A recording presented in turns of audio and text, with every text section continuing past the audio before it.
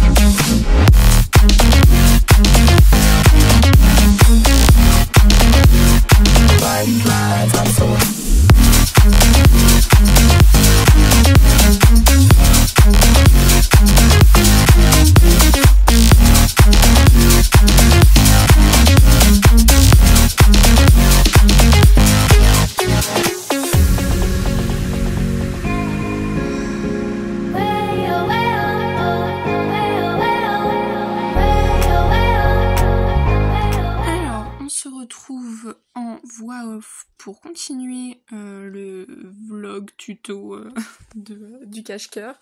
Donc vous prenez vos 2 granits, donc là on va les assembler.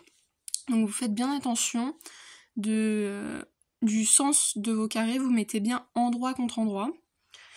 Et après c'est tout simple, on fait un rang de mailles serrées en prenant les 2 mailles en même temps du granit, enfin des granits, enfin voilà. J'ai un peu de mal à expliquer, mais en image c'est plus compréhensible, vous allez mieux voir.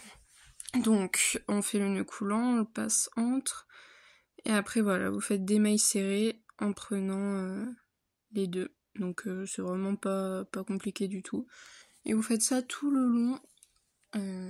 Vous prenez votre temps, vous faites bien attention à pas sauter des mailles et tout, histoire de faire un beau travail bien propre. Et puis voilà.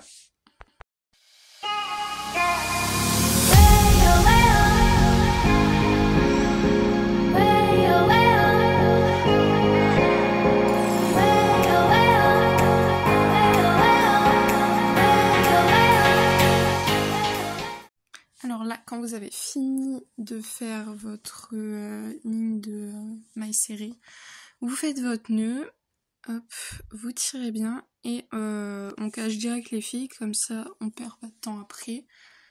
Donc c'est très simple, vous prenez le fil et vous le passez dans les mailles que vous venez de faire pour le dissimuler.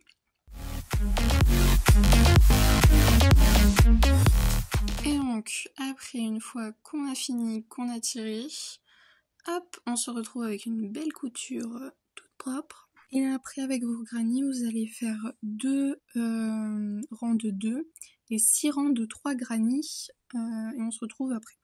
Donc voilà. Hop, donc vous prenez 2 rangs de 3 et vous les assemblez ensemble et vous faites ça 2 fois. Hop.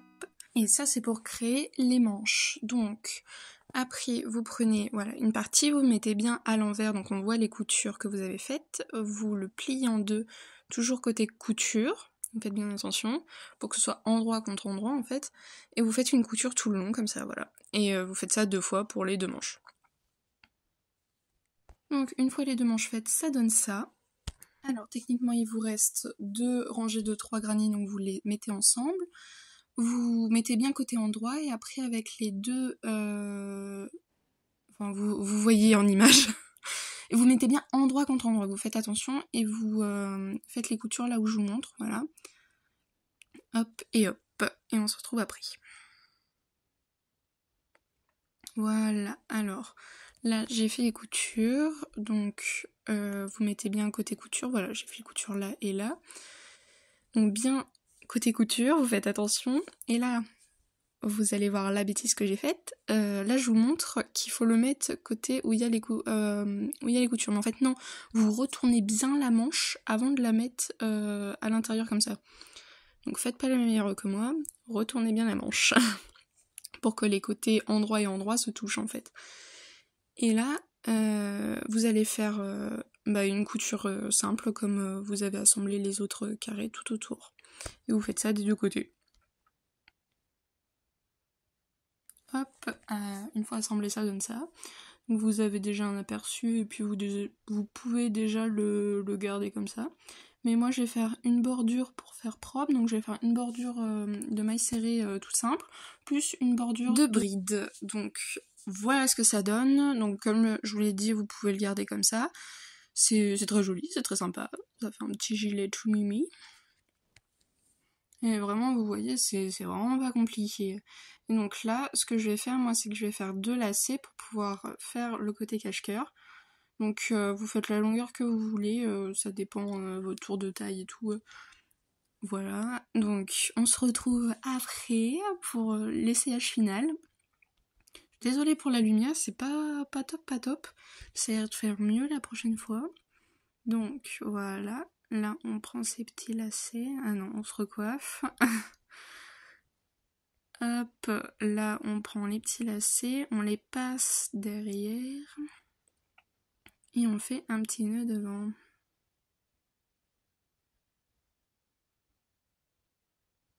C'est très long. Voilà. Et là, on est tout beau et on peut dire « Oui, c'est moi qui l'ai fait !» Voilà, paillettes. Moi, je trouve ça très mignon. Si vous le faites, envoyez-moi des photos sur Instagram. Je vous mets mon Instagram en haut. Et voilà.